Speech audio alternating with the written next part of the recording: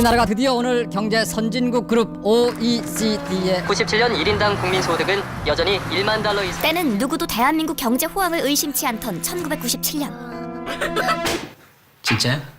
제 계산이 맞다면 대한민국 국가부도까지 남은 시간은 일주일입니다. 잔치는 끝났다. 이긴가?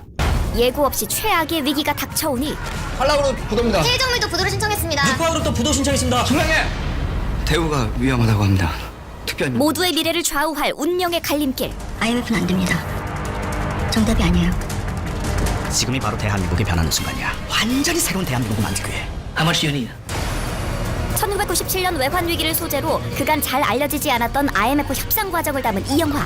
내 시나리오를 보면서 피가 이렇게 거꾸로 역류하는 것 같은 느낌? 나는 몰랐던 얘기 같은 느낌?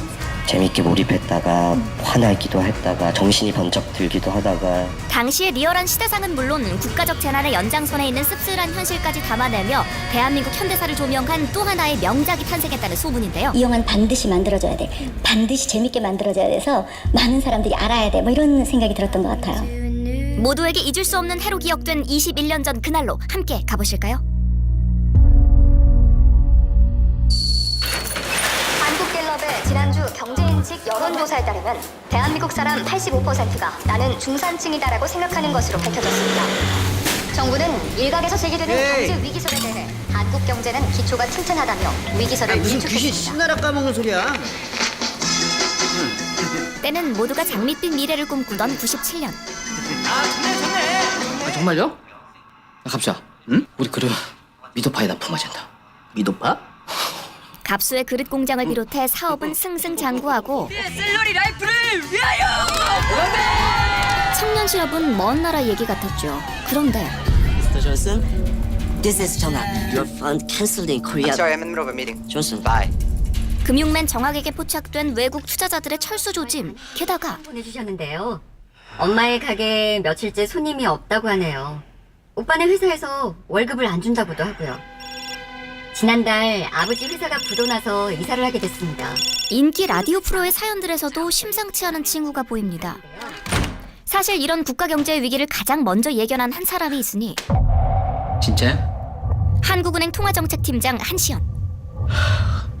우선 경제수석부터 만나시고요. 경제부처 실무자들 소집하라고 하세요.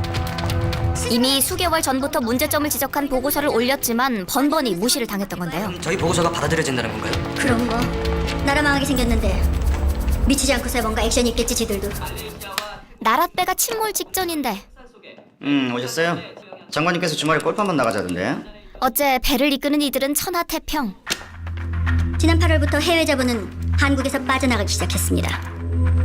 대부분 해외 투자자들은 일제히 만기 연장을 거부하고 계속되는 경제 호황에 취해 나라 안팎의 수많은 경고 신호를 무시한 결과 나라의 재산이 바닥날 지경에 이른 건데요.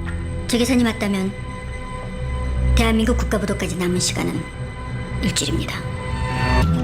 위기에 대응하기 위해 비공개 대책팀이 뒤늦게 꾸려질 무렵 이 국가적 위기를 기회로 여긴 사람도 있으니 제가 갈 길 가겠습니다. 저는 이 나라가 파산할 거라고 생각합니다. 네 같은 놈들 보고 뭐라 한 줄 아나? 업무론자! 가, 이걸 찾아가. 이거에 진짜 큰 건이 하나 있거든요. 회사에 사표를 던지고 투자자들을 모은 정학. 대한민국이 망하는 이유는 딱 두 글자입니다. 줄 여자에 믿을 신자. 제가 예를 한번 들어보겠습니다. 여기 사업자가 있습니다. 자, 확인해봐. 사업자가 장사를 하고 싶은데 줄 돈이 없습니다. 그럼 어떻게 해야 됩니까? 그러면 대금 결제는 당연히 어음으로. 여기서 문제. 서류는 준비하셨죠? 종합금융회사 기업이 무리하게 사업을 벌이는데도 아무런 심사 없이 발행된 은행권의 약속 증서 어음. 저희는 이렇게 거래를 현찰로만 해봐가지고요. 요즘 누가 현금 거래를 해? 당연히 어음이지. 허술한 금융체계로 인해 모든 기업과 은행이 빚과 빚으로 아슬아슬하게 엮이게 될 것만 로비를 받고 이런 상황을 방조해온 부패 정치인들. 경제에서 과연 어떤 대책이 있겠습니까? 지금 나라 경제가 위험하다는 경보를 울려야죠. 아니지. 왜 위기를 알려야 되는데? 아니 뭘 망설여? 이런 기회가 어디 있다고? 도장 찍자. 지금 이 시간에도 수많은 판단을 내려야 되는 사람들에게 최소한의 경보라도 울리자. 안 됩니다. 쓸데없는 혼란만 가져옵니다. 이미 국가 부도가 시작됐는데도 정부는 아무런 조치도 취하고 있지 않습니다. 지금 상황에서 국가 경제가 위기다라고 얘기하는 거는 대선이 바로 코앞인데 야당 후보한테 쓸데없는 시비거리나 제공하는 겁니다. 저는 그 무능과 무지에 투자하려고 합니다. 스님, 당면한 국가부도 상황은 그렇게 모든 상황이 완벽하게 맞물린 결과 철저하게 비공개로 가겠습니다.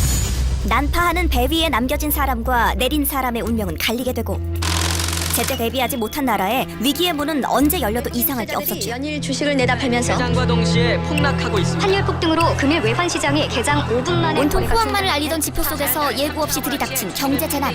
미도파는 최종 부도를 막기 위해 자금 조달에 나서는 한편 협력업체와의 거래 조건 등에 대해 협의하고 거래 백화점에 부도가 났다는 청천벽력 같은 소식을 접한 갑수. 현금 대신 받은 어음은 단 며칠 만에 휴지 조각이 돼버렸습니다. 이는 한 기업만의 상황이 아니었으니 한라그룹 부도입니다. 해외정밀도 부도를 신청했습니다. 뉴카그룹도 부도 신청했습니다. 예? 총장님! 대우가 위험하다고 합니다. 뭐?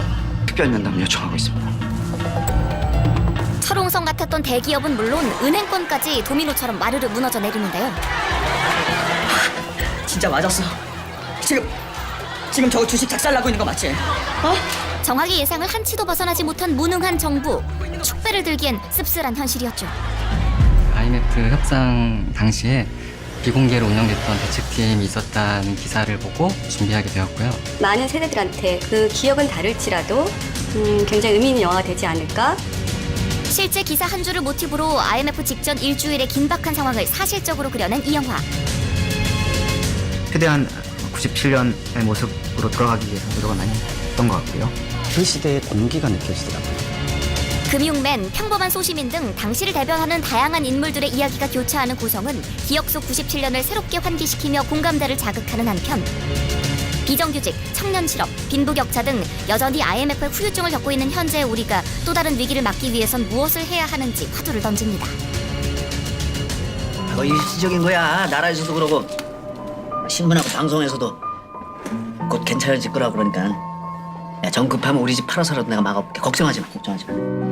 결국 무방비 상태로 직격탄을 맞은 평범한 서민들. 그런데 대안이 아주 없는 건 아닙니다. 뭡니까? IMF로 가면 됩니다. 예? IMF는 안 됩니다. 구제금융을 조건으로 한국 경제에 무리한 조건을 걸 거고 IMF는 좀 과하지 않을까요?